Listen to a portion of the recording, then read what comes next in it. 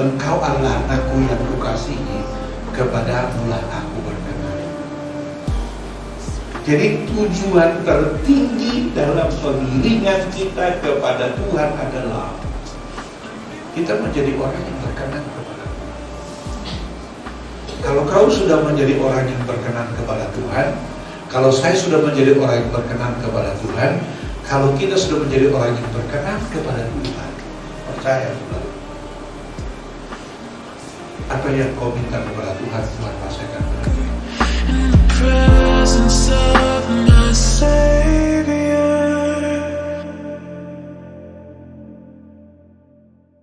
Dalam kehidupan, setiap orang pasti pernah mengalami tekanan, mengalami pergumulan, mengalami kegagalan yang kadang-kadang pada akhirnya membuat kita secara umum merasa terpuruk.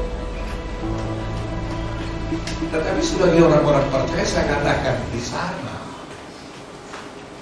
Tetapi bagi kita orang-orang yang berjalan di jalan orang benar, tekanan tadi, pergumulan tadi, pencobaan tadi, kegagalan tadi, itu seringkali Tuhan hanya izinkan numpang lewat. Untuk apa? Untuk menguji apakah saudara tetap setia kepada firman atau tidak. Untuk melihat apakah kita tetap beriman atau tidak. Untuk melihat apakah kita melakukan firman atau tidak. Karena Tuhan memang ingin agar saudara menjadi orang yang diberkatinya, orang yang berbahagia, orang yang berhasil. Untuk bisa sampai ke sana, Tuhan proses saudara, Tuhan proses saya, Tuhan uji kita. Betul nggak orang ini sungguh-sungguh kepadaku? Jangan-jangan dia ikut-ikut saya hanya karena enak-enak, nggak ada masalah, nggak ada persoalan, jadi dia ikut aku. Sekarang bagaimana kalau kebalikannya, ada masalah, ada pergumulan, ada tantangan, gimana? Dia masih setia apa enggak kepada Tuhan? Nah, supaya kita, Bapak Ibu sekalian, melakukan atau tetap melakukan firman Tuhan, maka saya katakan di sana melalui pembacaan firman ini, ada 3 hal yang perlu kita lakukan agar kita tetap setia melakukan firman-Nya. Ada 3 hal yang harus kita jadikan menjadi gaya hidup kita, lifestyle kita, agar kita menjadi orang yang melakukan firman Tuhan. Yang pertama adalah ayat 2 tadi dikatakan di sana kita harus apa? Kita harus menjadi orang Kristen yang menyukai firman. Menyukai firman. Ayat 2 pembacaan kita tadi katakan di sana, tetapi yang kesukaannya ialah Tauratku. Jadi supaya saudara menjadi orang Kristen yang menikmati anugerah Tuhan, menikmati kasih Tuhan, menikmati kebaikan Tuhan, menikmati keberhasilan yang Tuhan rencanakan itu, maka engkau, maka saya, maka kita harus apa? Harus jadi orang yang menyukai firman Tuhan. Harus jadi orang yang menyukai firman Tuhan. Saya katakan di sana, Bapak Ibu sekalian, Alkitab berkata bahwa orang yang menyukai firman akan berbahagia. Itu sebabnya penting sekali bagi kita untuk apa? Untuk mengenal firman Tuhan secara mendalam. Karena tanpa engkau mengenal firman secara mendalam, maka engkau tidak mungkin akan menyukainya.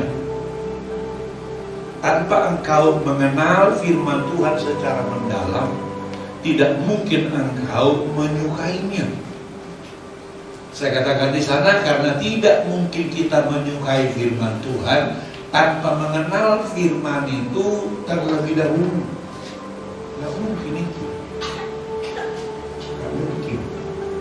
Kita hanya akan menyukai firman Tuhan kalau apa? Kalau kita udah kenal, udah rasakan firman dalam hidup kita. Sama dengan saudara misalnya kalau ditanya begini, tanya orang, kamu kesukaannya makanan apa sih? Makanan kesukaan kamu apa sih? oh, makanan kesukaan saya adalah bakso misalnya kata orang. Lalu orang tanya, kenapa kesukaan bakso? Karena waktu saya makan bakso itu enak sekali rasanya. Ada yang berkata makanan kesukaan saya lah misalnya nasi goreng. Kenapa kesukaan nasi goreng? Karena ketika saya makan nasi goreng itu enak sekali rasanya. Gak mungkin misalnya orang berkata begini, makanan kesukaan apa sih? Makanan kesukaan saya adalah steak. Tapi kau udah pernah makan steak belum? Belum. Lah bagaimana kau menyukai sesuatu yang belum pernah kau rasakan?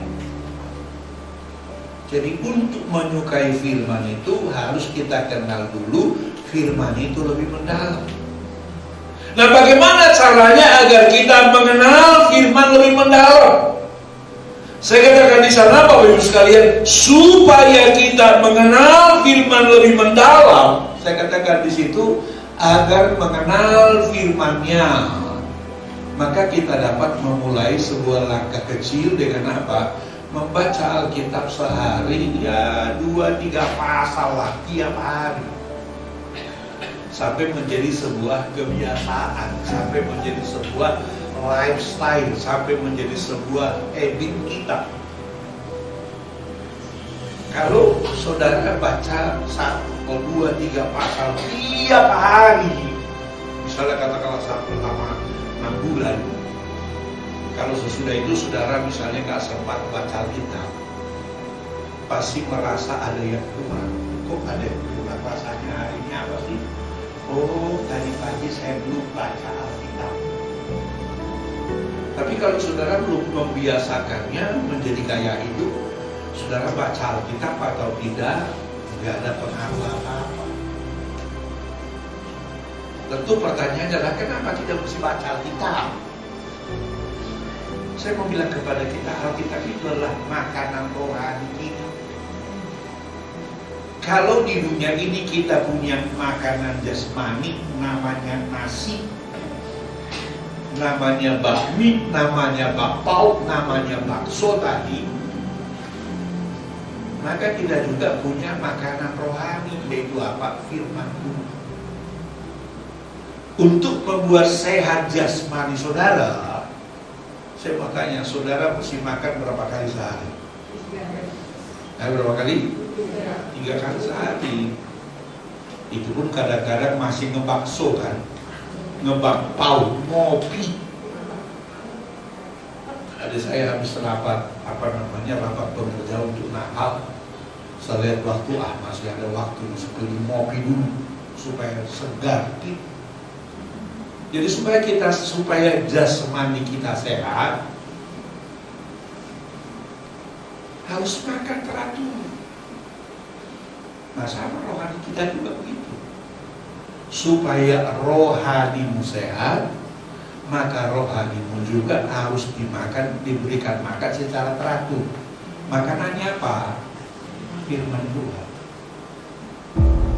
Jadi sekarang saya mau tanya, kalau untuk sehat jasmanimu setiap hari kau makan 3 kali sehari, sekarang saya tanya, supaya sehat rohanimu, numpang tanya, berapa kali kau baca Alkitab sehari?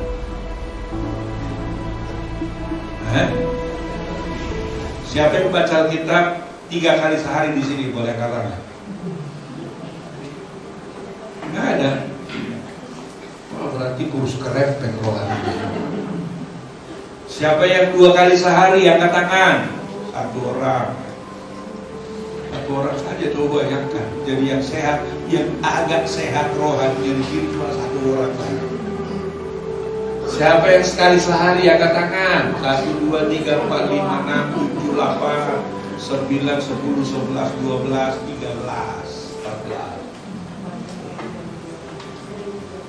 Siapa yang baca Alkitab sekali seminggu, angkat tangan? Siapa yang tidak pernah baca Alkitab? Dipastikan rohani saudara sakit-sakitan. Makanya mulai sekarang supaya kita semuanya sehat secara rohani, kita harus membiasakan diri paling tidak sekali sehari baca Alkitab tadi itu 2-3 pasal. Amin. Amin. Kok amin aja susah, apalagi baca. Amin.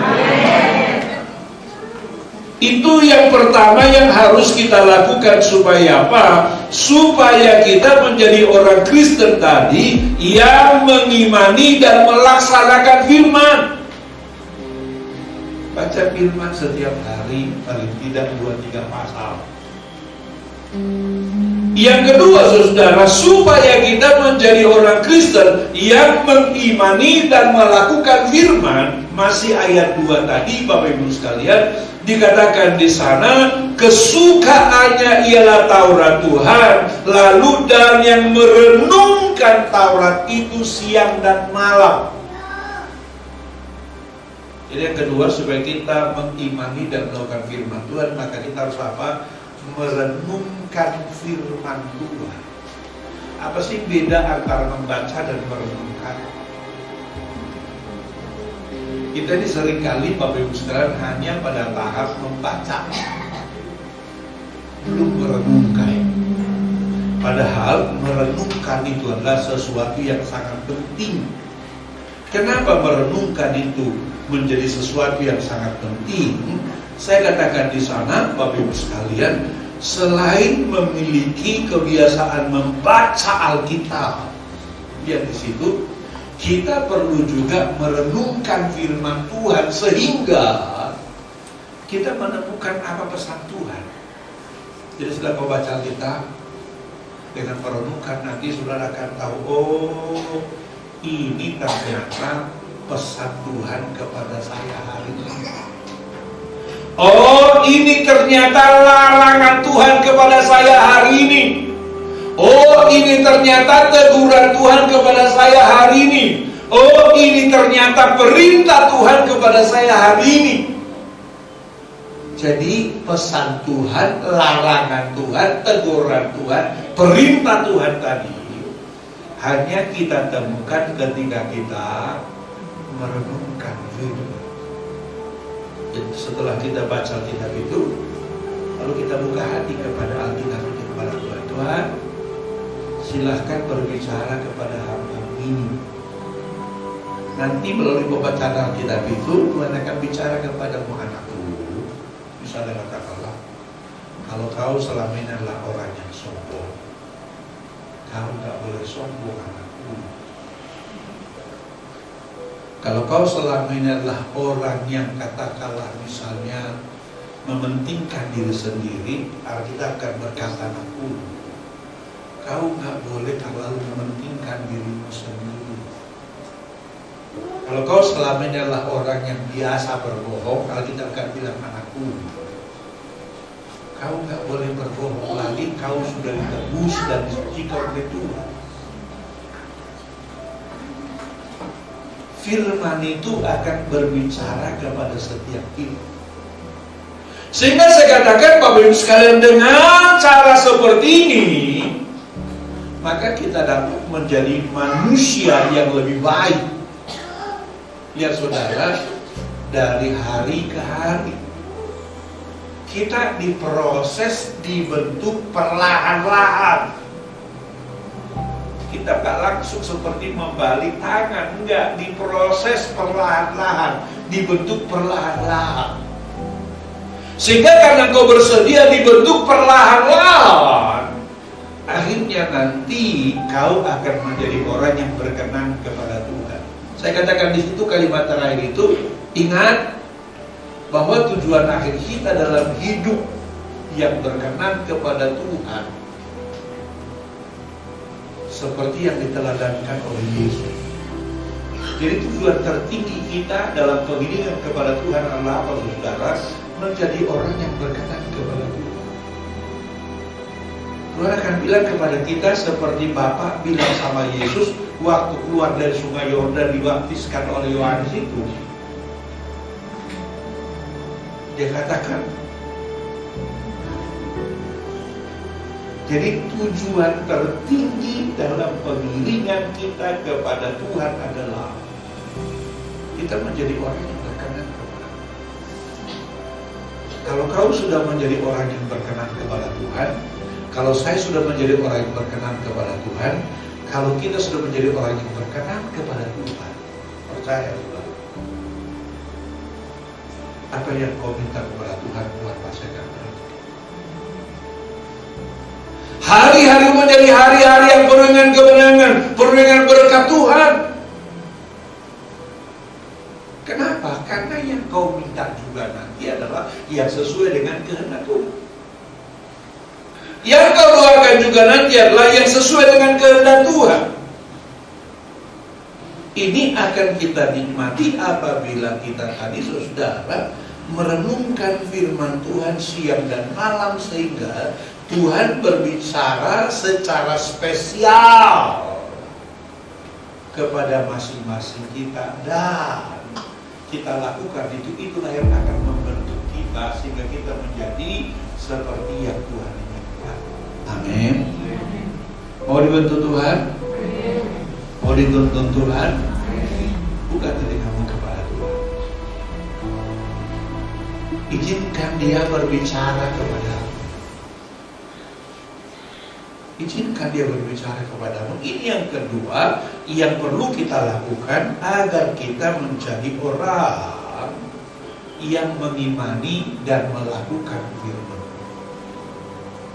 Lalu yang ketiga saudara, supaya kita menjadi orang-orang yang mengimani dan melakukan firman Tuhan, yang ketiga, saudara harus menyadari bahwa ada berkat di balik ketaatanmu kepada Tuhan.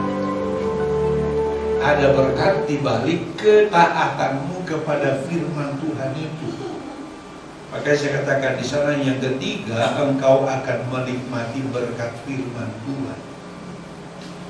Saya katakan di sana pemazmur berkata bahwa orang yang suka membaca dan merenungkan firman Tuhan akan mendapatkan berkat berlimpah.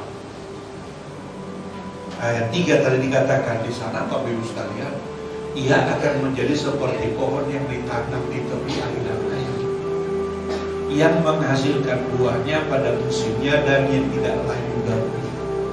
Dikatakan di sana apa? Apa saja yang diperbuatnya berhasil. Saudara, hari-hari ini kita sedang dihadapkan kepada bayang-bayang kesulitan. Kita membaca misalnya analisis dari ahli ekonomi, ahli politik, hampir semua sepakat berkata bahwa nanti tahun 2023 akan ada krisis global, krisis pangan, krisis minyak bumi, krisis bahan bakar, dan lain sebagainya. Pasti secara manusia kita takut, khawatir, karena kalau sampai terjadi krisis pangan, krisis bahan bakar, krisis politik seperti sekarang terjadi antara Uni Soviet dan Ukraina, orang bilang jangan-jangan akan terjadi perang dunia ketiga. Kalau perang dunia pertama dan perang dunia kedua waktu itu belum semengerikan perang dunia ketiga. Kenapa? Karena kalau sampai terjadi perang dunia ketiga akan ada perang nuklir. Perang nuklir. Minggu lalu, saudara, ketika tension, ketegangan antara Rusia dan Ukraina itu meningkat, kita baca di berita, hampir semua negara Eropa memasang tudung langit buatan Israel untuk berjaga-jaga bagi negaranya kalau sewaktu-waktu antara Uni Soviet dan Ukraina ini melepaskan rudal nuklirnya. Kita sedang berada pada situasi seperti itu. Tetapi saya mau bilang kepada kita, apapun itu, asal engkau ada dalam tangan Tuhan, Tuhan pasti akan lindungi, jagai, dan pelihara engkau. Amin. Makanya saya katakan di sana, dengan banyak membaca dan merenungkan firman Tuhan, kita akan memiliki hikmat untuk mengambil keputusan-keputusan yang sulit dalam hidup kita. Kita bisa mengambil keputusan secara benar. Sehingga kalau keputusan kita benar, maka pasti hasilnya juga baik. Tapi kalau keputusannya salah, saudara, hasilnya pasti tidak baik. Makanya saudara, sebelum engkau mengambil keputusan tentang sesuatu, doa, tanya Tuhan dulu. Tuhan, apa yang harus kulakukan dalam situasi ini? Tuhan, apa yang harus kerjakan dalam kondisi ini? Nanti Tuhan akan ngomong kepadamu, anakku, lakukan itu. Dan ketika kau lakukan itu, kau akan sampai kepada kehendak Tuhan. Tapi kalau kita salah mengambil keputusan, pasti hasilnya apa, saudara? Masalah, persoalan, tantangan, malapetaka. Makanya apapun keputusan yang hendak kau lakukan, doa, tanya Tuhan. Doa, tanya Tuhan. Anak-anak muda, kalau kau mau menikah dengan siapa gitu, tanya Tuhan. Ada orang rajin PDKT kan gitu kan, kirim WhatsApp dan lain sebagainya, tanya Tuhan dulu. Tuhan, ini nih yang rajin ngirim WhatsApp ini tulang rusuk atau tulang rusak, begini. Tuhan, yang rajin PDKT ini tulang rusuk atau tulang busuk? BT kata orang Jakarta, beda-beda tipis antara rusuk dan busuk, rusuk dan rusak. Jadi kalau salah mengambil keputusan, bisa persoalan yang kita alami. Tapi kalau Tuhan yang memimpin kita, orang bijak bilang kita akan lolos dari lubang jarum. Amin. Kita menikmati anugerah kasih dan kebaikan Tuhan. Makanya saudara, renungkan firman supaya engkau dapat hikmat, sehingga kau bisa mengambil keputusan-keputusan dalam hidupmu. Saya katakan di sana, selain itu firman Tuhan juga mampu memberi kekuatan dan penghiburan kepada kita saat kita mengalami permasalahan hidup. Firman Tuhan memberikan kekuatan. Makanya kita nyanyikan, firman-Mu Tuhan penolong hidupku. Dia berikan kekuatan kepada kita, dia berikan kesabaran kepada kita, dia berikan kemampuan kepada kita, sehingga apapun tantangannya, apapun persoalannya, apapun masalahnya, kau bisa melewatinya dan kau bisa mengalami kemenangan dan berkat-berkat Tuhan. Amin. Tepuk tangan buat Tuhan. Jadi 3 hal inilah Bapak Ibu sekalian yang perlu kita lakukan agar kita tadi mengimani dan melakukan firman Tuhan, sehingga kita hidup dalam firman Tuhan. Makanya saya katakan di sana, mari kita memiliki kehidupan yang berkenan kepada Tuhan dan jadilah pelaku firman-Nya, maka kau akan lihat berkat-berkat Tuhan yang luar biasa. Amin. Tepuk tangan bagi Tuhan. Amin. Demikian firman Tuhan.